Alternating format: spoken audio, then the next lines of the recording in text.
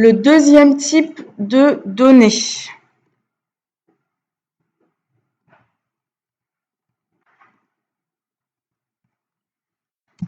Ce sont les données qu'on appelle images matricielles ou raster dans les SIG. Raster. Donc pareil, c'est synonyme. Importer l'image un tel ou ajouter une couche raster.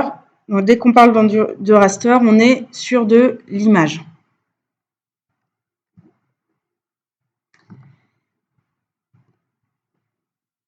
L'image, elle est définie. Vous vous souvenez, on a abordé ça avec les bases de données images la semaine dernière. Elle est définie par une résolution. Une résolution, c'est le nombre de pixels, donc le nombre de petits carrés qui composent une image. Plus il y a de pixels, plus l'information est nette et on va pouvoir zoomer dessus. Forcément, elle sera plus lourde en termes d'archivage. Il y a plusieurs extensions possibles dans les SIG, donc soit les JPEG, les TIFF, les PNG.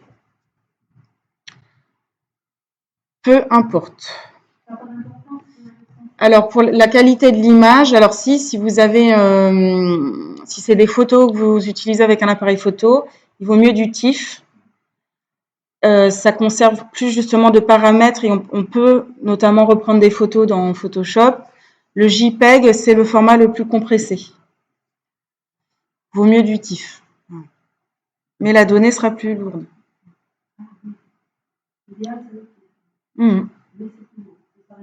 Oui. Non. Enfin oui, c'est ouais. Alors, les données images, nous, à notre niveau, on va juste vouloir s'en servir comme fond cartographique. Soit l'orthophoto de l'IGN, soit le scan 25 ou le scan 1000 de l'IGN. Ça peut être les données hydrométriques. Enfin, bon, il y a plein de données, on a vu. Toutes ces données-là, chaque pixel n'a pas d'autre information que des couleurs, donc RVB, rouge, vert, bleu. La seule donnée image qui nous intéresse et qui contient de l'information associée à chaque pixel, ça va être ce qu'on appelle le MNT, modèle numérique de terrain. C'est ce qui correspond au relief. C'est la BDLT de l'IGN. Et là, chaque pixel aura, en plus des données colorimétriques RVB ou cyan magenta, je ne sais plus quoi là, une valeur altimétrique, donc le Z pour mentionner la valeur altimétrique du lieu.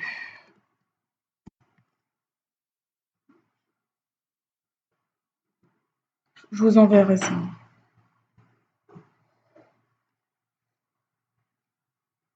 Voilà, ça c'est la seule exception, c'est ce qui concerne le relief.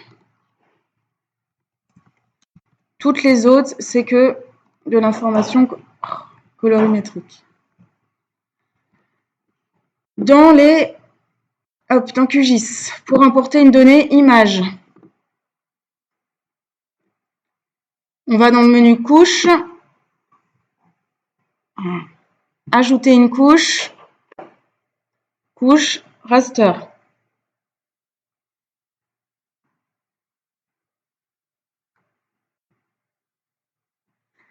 Une couche raster, pardon, je ne l'ai pas précisé, hein, mais contrairement au vectoriel,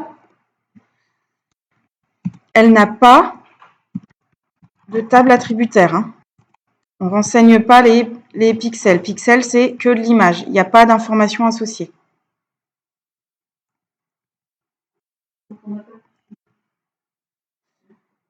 Des fois deux, des fois on a du géotif avec donc des coordonnées fusionnées à l'image. Et des fois on a un point JGW, par exemple, si c'est du JPEG. W, c'est pour World. C'est un fichier qui contient les coordonnées.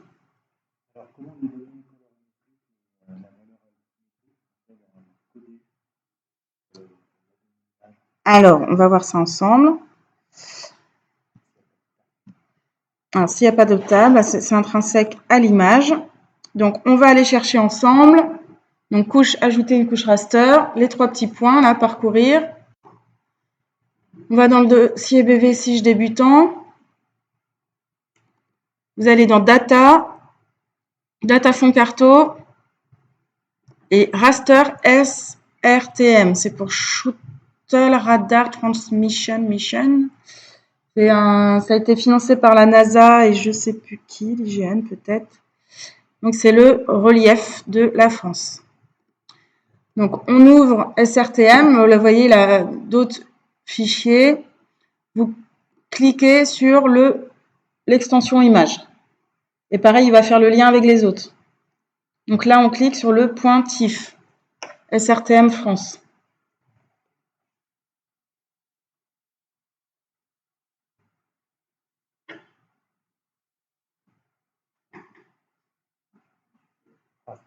Raster SRTM.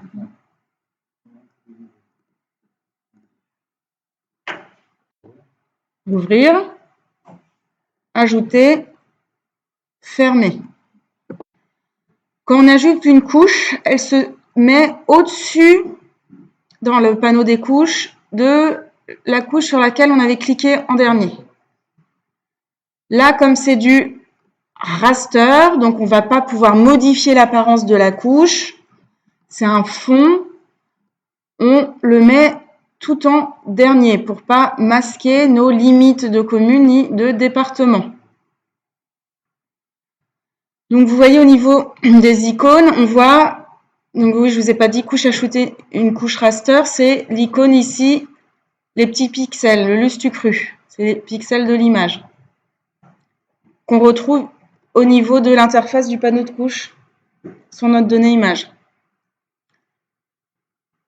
Clic droit, zoomer sur la couche si je veux voir l'extension maximale de mon relief. Donc là, je décoche par exemple les communes parce que je ne vois plus rien. Voilà, j'ai le relief de la France.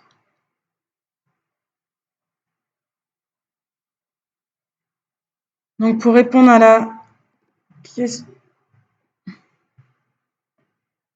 la question de Jean, donc si par exemple je vais zoomer là sur le Morbihan. Pardon.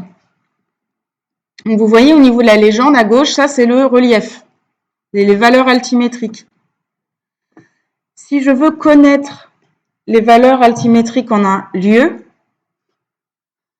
je vais cliquer ici sur le petit I, tout en haut. I, identifier les résultats. Et je clique, bon, par exemple ici. C'est juste pour vous montrer, après on affinera. Et là où j'ai cliqué, bah, j'ai 105 mètres. Donc ça, c'est une donnée qui a des valeurs d'altitude. Si, on verra tout à l'heure si on a le temps, si on importe l'IGN Scan 25 et que je clique par exemple sur du vert, j'aurai les paramètres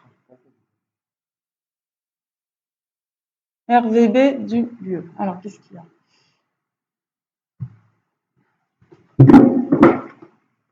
Oui, alors, oui, donc là, tu étais sur département. Donc forcément,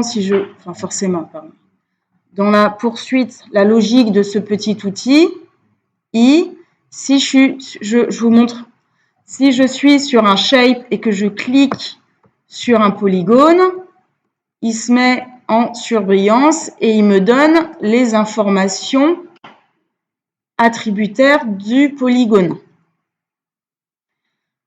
Pour avoir la valeur d'altitude, je clique bien sur mon raster et quand je clique un endroit, là, j'ai la valeur altimétrique.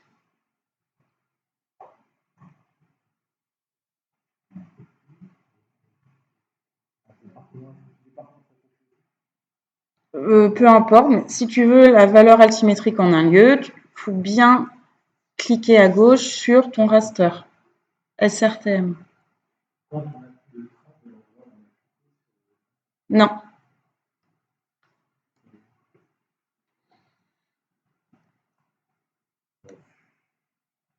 Alors, toujours moyen hein, de... Alors là, par contre, effectivement, on ne peut pas mémoriser, mais si tu souhaites conserver l'information, hein, là, on a effectivement une information en un clic donné. Si on souhaite conserver les valeurs d'altitude, on peut créer là, on va créer une couche vecteur de points et faire rapatrier les valeurs d'altitude du raster sur le shape de points. Ça, c'est possible. On verra ça une prochaine séance.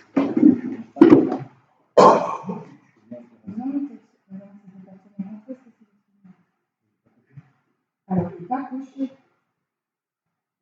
Et bien, tu cliques sur ta couche raster. Et là, maintenant, tu cliques à l'écran. Voilà, donc effectivement, attention, hein, quand je dis cliquer sur une couche, c'est bien cliquer sur le nom de la couche. C'est pas cocher la couche. Hein.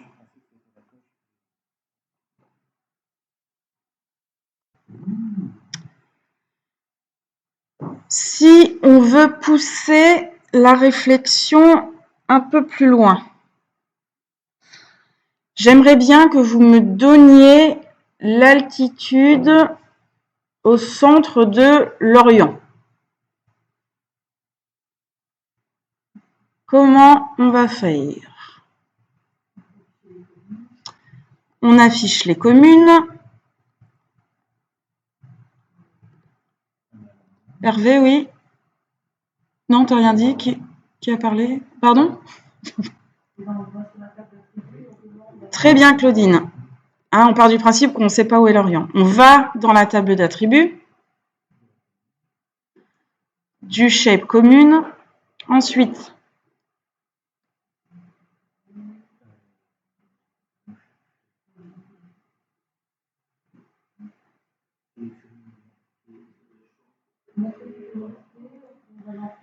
très bien, filtre de champ en bas à gauche, nom comme, on choisit le champ d'abord et on tape l'Orient ensuite. Entrée, c'est filtré, on sélectionne et on zoom, la petite loupe ou clic droit, zoomer sur l'entité. En bas à gauche de ta fenêtre, non, alors tu recentres ta fenêtre, voilà, en bas. Ah oui, tu es en mode formulaire. Donc en bas à droite, tu cliques en mode tabulaire.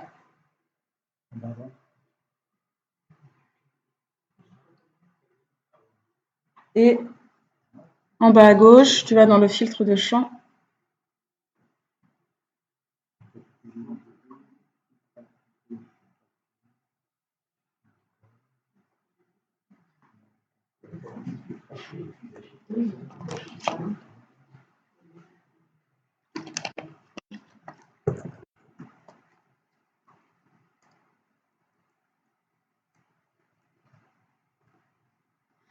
Donc on zoome, on ferme la table attributaire. Après, qu'est-ce que je vais faire? Je veux l'altitude au centre de l'Orient. Oui, Claudine, super. Donc on reste plus sur commune, hein, parce que sinon j'aurai l'information du polygone de la commune de Lorient. Je retourne sur mon SRTM et là je clique 16 mètres. Ouais, on n'a pas cliqué au même endroit. Donc on verra après. Hein, donc là, encore une fois, c'est une information, le i en un clic donné. On verra au fur et à mesure comment affiner tout ça.